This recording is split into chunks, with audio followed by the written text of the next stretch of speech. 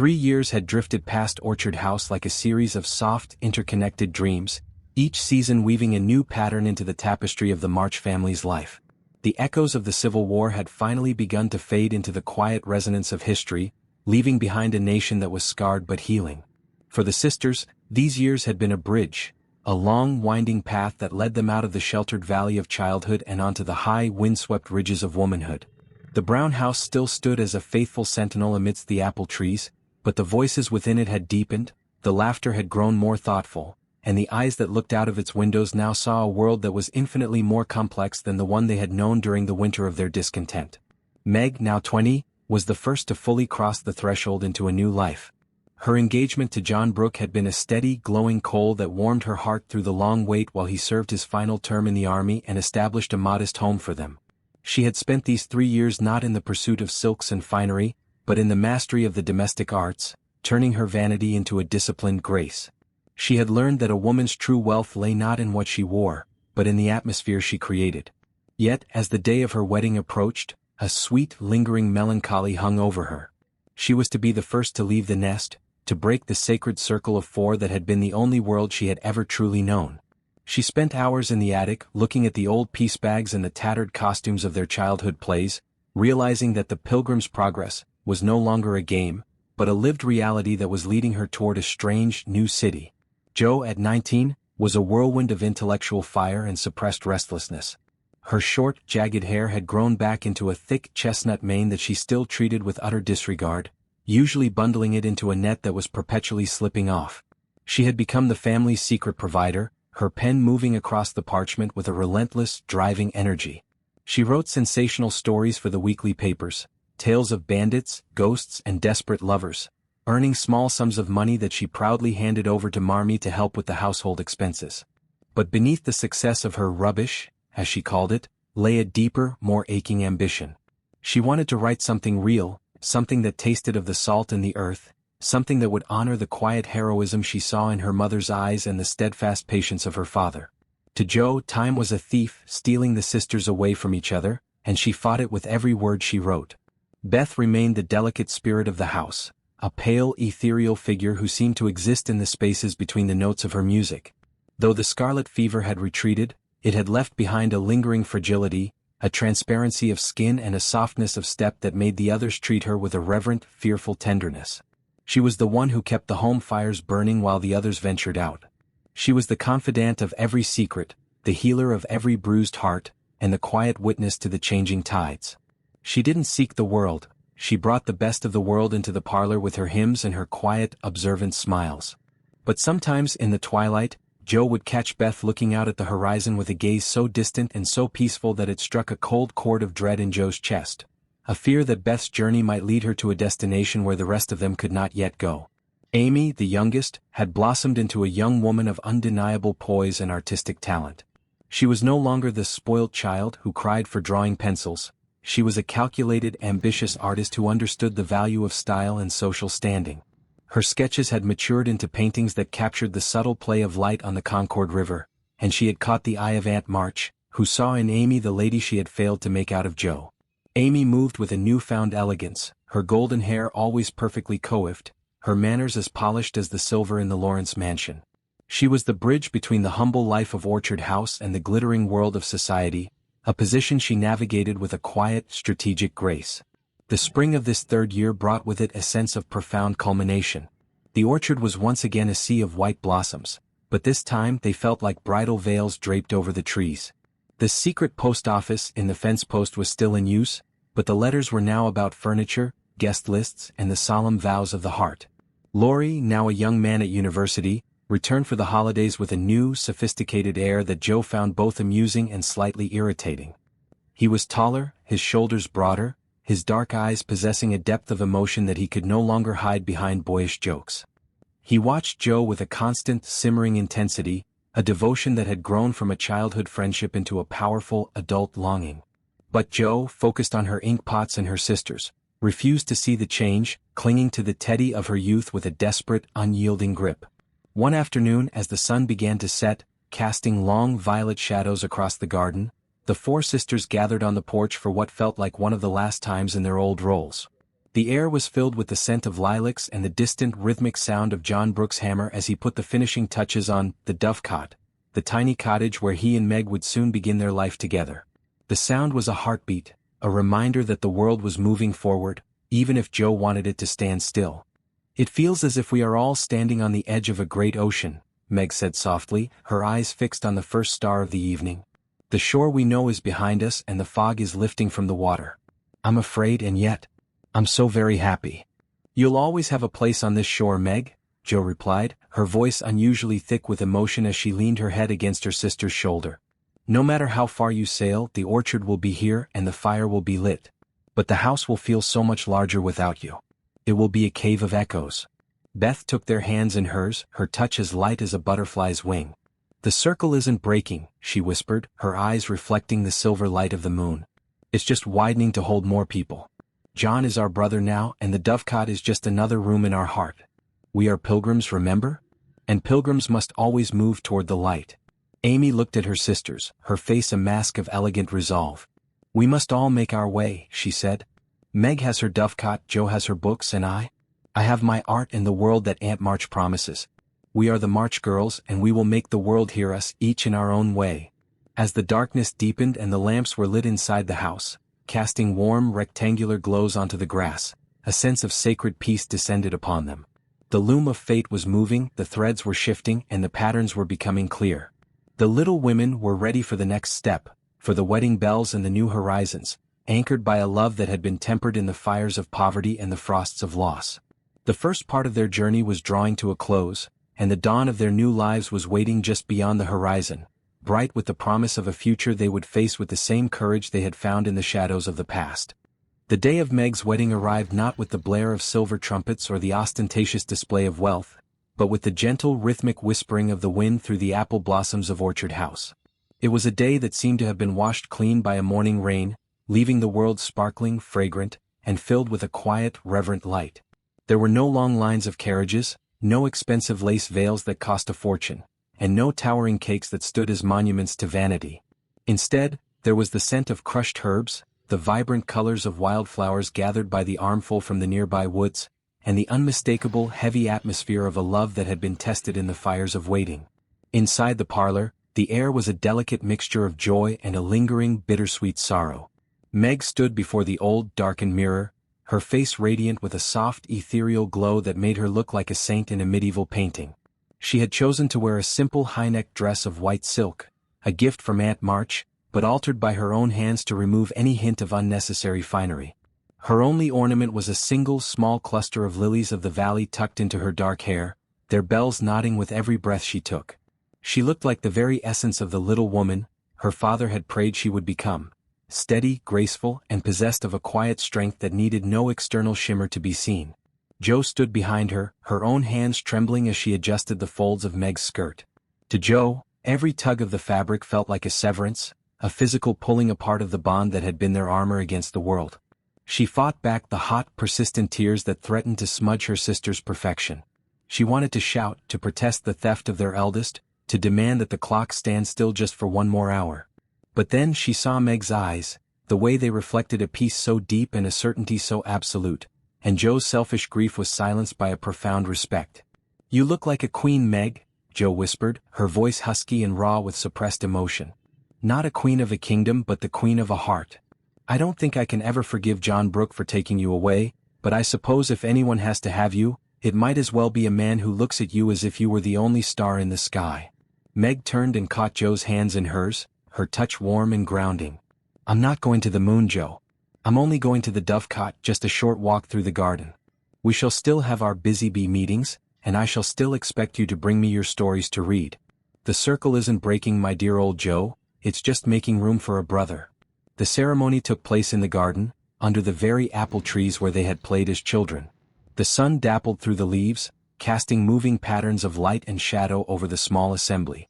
Mr. March stood with his hand resting on the Bible, his voice steady and resonant as he pronounced the vows that turned his eldest daughter into a wife. John Brooke stood tall, his face a mask of solemn, humble gratitude, his eyes never leaving Meg's. When he took her hand, it was with a gesture of such profound protection that even Aunt March, seated in her grand chair and sniffing into a lace handkerchief, couldn't find a word of criticism for the penniless tutor. Laurie stood as the best man, his dark eyes frequently drifting toward Joe, who was standing beside Marmee, her jaw set in a hard line of resolve. Laurie looked elegant, his university years having given him a polish that made him stand out among the simple country folk, but his heart was clearly still tied to the brown house and the girls within it. He watched the exchange of rings with a look of intense longing, a silent prayer that one day he might be the one standing under the apple trees, making vows to the whirlwind girl with the gray eyes. The wedding breakfast was a feast of the heart, home-baked bread, wild honey, fresh milk, and the berries they had gathered at dawn. There was laughter, and there were songs, and for a few hours, the war and the poverty and the struggles of the past were forgotten in the celebration of a new beginning. But as the afternoon shadows began to lengthen and the time for the departure drew near, a hush fell over the garden. The dovecot was just across the way, a tiny brown cottage that John had worked on with his own hands, turning every floorboard and every nail into a testament of his devotion. It was small and the furniture was modest, but it was their own, a sanctuary of independence and love. Meg put on her traveling cloak, a simple gray garment that marked the end of her life as a girl of Orchard House. She went to each of her sisters in turn, the farewells silent and deep. Beth clung to her the longest, her small pale face buried in Meg's neck. "Don't stay away too long, Meggie," Beth whispered, her voice like the sighing of the wind. "The piano sounds different when you aren't here to listen." Amy gave her a graceful, ladylike embrace, her golden curls shimmering in the twilight. "I shall come and help you arrange your parlor tomorrow, Meg. A woman of the house must have her things in order, and I have just the sketch of the orchard to hang over your mantel." Finally it was time to go. John took Meg's arm and they began the short walk through the garden gate. The family stood at the fence, watching as the two figures receded into the soft, violet mist of the evening. They saw the door of the dovecot open, a warm yellow light spilling out onto the grass, and then the door closed, leaving the garden in a sudden heavy silence. Joe stayed at the fence long after the others had gone back inside. She watched the single lit window of the dovecot, feeling a sense of loss that was physical in its intensity. The house behind her felt suddenly too large, too quiet, and filled with the ghosts of the games they would never play again. She felt the weight of the years pressing down on her, the realization that they were no longer the little women who fought giants in the attic. They were women who had to face the real giants of life: love, separation, and the inevitable passage of time. Marmee came out and stood beside her, her hand resting on Joe's shoulder. "It's the way of the world, Joe. We raised them to be strong enough to leave us. It's a happy day, my dear, even if it feels like a sad one." "I know, Marmee," Joe replied, leaning her head against her mother's arm. "But I hate the world for being this way. I want to keep us all in a glass jar where nothing can change and no one can grow old or leave. But I suppose that's not what pilgrims do, is it? They have to keep walking even when the road leads away from home." Inside the house, the lamps were lit, but the seat at the head of the table was empty. The first thread of the tapestry had been pulled in a new direction, and as Joe looked up at the rising moon, she knew that the loom of fate was moving faster now. The wedding was over, the vows were made, and the first horizon had been reached. But as she turned back toward the warmth of the parlor, she also knew that the love which had built the dovecot was the same love that would sustain them all, no matter how far their paths might diverge in the years to come. The air in Orchard House had grown stagnant for Joe March. Since Meg's wedding, every corner of the old brown house seemed to echo with the phantom footsteps of a childhood that had finally, irrevocably passed. The orchard blossoms no longer felt like bridal veils. They felt like reminders of a domesticity that threatened to swallow Joe's fierce, independent soul. She felt a restless energy vibrating in her bones, a hunger for something beyond the familiar fences of Concord. She wanted to see the world, to taste the grit of a real city, and to prove to herself that her pen could earn more than just pocket money for tea and ribbons. Most of all, she wanted to escape the growing heavy intensity in Laurie's eyes, a devotion that she wasn't ready to return and that made the very air between them feel like an approaching thunderstorm. "I'm going to New York, Marmee," Joe announced one evening, her voice steady despite the flutter of nerves in her stomach. She was sitting by the fire, her ink-stained fingers twisting a piece of scrap paper. "Mrs. Kirk needs a governess for her children, and she's offered me a room in her boarding house. I can teach in the mornings and write in the evenings. I need to be a falcon, not a sparrow in the eaves. I need to fly before I forget how to use my wings." Marmee looked at her second daughter, seeing the same fire that had once led Joe to cut off her hair for her father. She knew that to hold Joe back would be to break her spirit. With a heavy heart but a proud smile, the arrangements were made. The parting with the sisters was a blur of salt tears and tight embraces. Laurie was the last to say goodbye at the station, his face a mask of wounded pride and unspoken pleas. As the train pulled away, belching thick, black smoke into the autumn air, Jo felt a terrifying sense of freedom. She was no longer Jo of Orchard House. She was a writer seeking her fortune in the greatest city in the world. New York was a sensory assault that Jo had never imagined. It was a labyrinth of iron and stone, a place where the roar of carriages and the shouts of street vendors created a symphony of chaos. The air smelled of coal smoke, salt from the harbor, and the strange, enticing aroma of foreign spices. Mrs. Kirk's boarding house was a towering, narrow building filled with a kaleidoscope of humanity, struggling artists, weary clerks, and ambitious dreamers. Jo's room was a tiny attic space, barely large enough for her bed and a rickety wooden desk, but to her, it was a palace of independence. It was here, amidst the dust and the clatter of the city, that Jo met Professor Bhaer.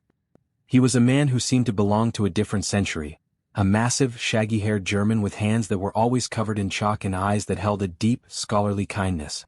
He was poor, his coat was threadbare, and his English was a delightful tangle of thick accents and misplaced verbs, but he possessed a moral gravity that Jo found instantly captivating. He was a teacher of languages and philosophy, a man who lived for ideas rather than appearances. Their first meeting occurred in the communal dining room, over a plate of scorched mutton and weak tea. Jo was scribbling furiously in her notebook, lost in a sensational plot about a poisoned ring, when a deep, resonant voice interrupted her thoughts. "It is a busy pen you have there, Miss March," the professor remarked, his blue eyes twinkling behind spectacles that were perpetually sliding down his nose. "Does it write truth, or does it only write what the papers wish to buy for $3 a column?" Jo felt a prickle of defensiveness. "It writes what pays the rent, Professor. In this city, truth is a luxury that starving writers can rarely afford." The professor smiled, a slow, warm expression that reminded Jo of her father. "Truth is never a luxury, my dear. It is the bread of the soul. To write for the stomach is necessary, yes, but one must not forget to feed the heart. I see a fire in you, but you must be careful not to let it burn only for the sake of the theater. You have the eyes of a person who sees the real world, the struggles of the poor, the beauty of the common man. Why not write of those things?" Over the following months, Professor Bhaer became Jo's unofficial mentor and her most honest critic. They spent long evenings in the parlor discussing Kant, Goethe, and the state of American literature. He challenged her to put aside the rubbish of her sensational tales and to find her own authentic voice. He took her to the hidden corners of the city, the crowded tenements and the quiet libraries, showing her a side of life that the newspapers ignored. Through his eyes, Jo began to see that New York was not just a place of ambition, but a place of profound, hidden heroisms. But New York was also a lonely place. In the quiet hours of the night, when the city's roar settled into a low hum, Jo would find herself looking out at the distant stars, wondering if they were the same stars that shone over the orchard in Concord. She missed Beth's quiet music, she missed Meg's maternal fussing, she even missed Amy's elegant critiques. Most of all, she felt the absence of Laurie, the Teddy who had been her anchor for so many years. She wrote long, descriptive letters home, filling pages with the wonders of the city, but she always left out the growing sense of displacement that haunted her. One snowy evening, Jo returned to the boarding house to find Professor Bhaer waiting for her in the hallway. He held a small, poorly wrapped parcel in his large hands. "It is a small thing," he said, his voice dropping into a bashful rumble. "I saw it in a shop and I thought of you. It is a book of old German folk tales, real stories of the people. Perhaps they will inspire the falcon to fly toward the sun." As Jo took the book, her fingers brushed against his, and she felt a sudden, strange jolt of electricity that she had never felt with Laurie. It wasn't the frantic, demanding heat of a romance. It was a steady, grounding warmth. She realized that in this cold, indifferent city, she had found a soul that understood her, not as the little woman of a domestic circle, but as a human being seeking her own truth. The New York adventure was changing Jo in ways she couldn't yet articulate. She was becoming sharper, more observant, and more aware of the complexities of the human heart. She was no longer just a girl who wrote stories, she was a woman who was beginning to understand that the greatest story of all is the struggle to remain true to oneself. As the winter snow began to blanket the city, turning the iron streets into a white, silent wonderland, Jo sat at her desk and began to write a new story, not of poison rings or bandits, but of a quiet brown house and 4 sisters who had learned the value of love in the face of the world's indifference. The falcon was still flying, but for the first time she was starting to see the path that would eventually lead her back home, transformed and ready for the next great chapter of her life. The air of New York had sharpened Jo's mind, but the news from home had begun to heavy her heart. Letters from Orchard House spoke of a deepening stillness in Beth's room and a quiet longing in her father's voice. The falcon had flown far, but the invisible thread of family was pulling her back toward the brown house under the apple trees. When Jo finally returned to Concord, the autumn leaves were a riot of gold and crimson, falling like spent coins onto the cooling earth. But the most significant change wasn't in the landscape, it was in the eyes of the boy who had waited for her. Laurie was no longer the university student playing at adulthood. He was a man possessed by a single desperate purpose, and the tension between them had reached a breaking point that no joke or book could resolve. It happened on a late October afternoon, the kind of day where the sun hangs low and orange, casting long melancholic shadows that seemed to stretch toward the infinite. Jo had gone for a walk to the old hill behind the orchard, their hill, the place where they had shared 1,000 secrets and 100 dreams. She felt his presence before she heard him, the rhythmic, determined stride of a man who was done with waiting. Laurie caught up to her, his face pale and his dark eyes burning with a light that made Jo want to turn and run back to the safety of her ink pots. "Jo, wait!" Laurie called out, his voice vibrating with an intensity that cut through the rustle of the falling leaves. "I can't do it anymore. I can't pretend that we are just Teddy and Jo from the attic. I've loved you since the moment I saw you through the window on that first snowy Christmas, and I've waited, God, how I've waited for you to see me." Jo stopped, her heart hammering against her ribs like a trapped bird. She turned to face him, her own face a mask of sorrowful resolve. "Don't, Laurie. Please don't say it. We are so happy as we are. Why must you go and spoil everything by talking of those things? Because it's the only thing that matters." Laurie cried, stepping closer, his hands reaching out as if to catch the very air between them. "I've done everything you wanted. I went to university, I studied the things I hated, I tried to be the man you could be proud of. I've loved you with every fiber of my soul, and I can't go on being just a neighbor or a brother. I want you to be my wife, Jo. I want to take you away from this poverty, to show you the world, to give you everything your pen could ever dream of." The silence that followed was absolute, broken only by the distant, lonely caw of a crow. Jo looked at the boy she had grown up with, her partner in mischief, her confidant in sorrow, and she felt a grief so deep it threatened to choke her. She loved him, yes, but it was a love of the earth and the sky, a love of shared memories and childhood innocence. It was not the love that builds a home, it was not the love she had seen in Meg's eyes for John Brooke, or the steady, grounding warmth she had felt in the presence of Professor Bhaer.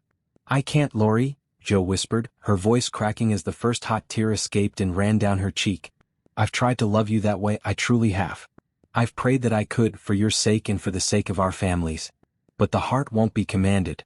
We are too much alike, too wild, too restless, too independent. We would be miserable together in a month. We would argue, we would clash, and we would end up hating the very things we once loved in each other." "I don't believe you," Laurie shouted, his voice thick with a raw, agonizing pain. "You're afraid of being happy. You're clinging to your books because you're scared of a real life. I could make you happy, Jo. I would spend every breath of my life making sure you never lacked for a single thing. You would give me everything but the one thing I need, myself," Jo replied, her voice gaining a sad, quiet strength. "In your world I would be a trophy, a lady of the house, a bird in a golden cage. I need to be free, Laurie. I need to find my own way, and that way does not lead to the Lawrence mansion. It breaks my heart to say it, truly it does, but I do not love you in the way a wife should love a husband. And I will not lie to you, not even to save you this pain." Laurie recoiled as if she had struck him.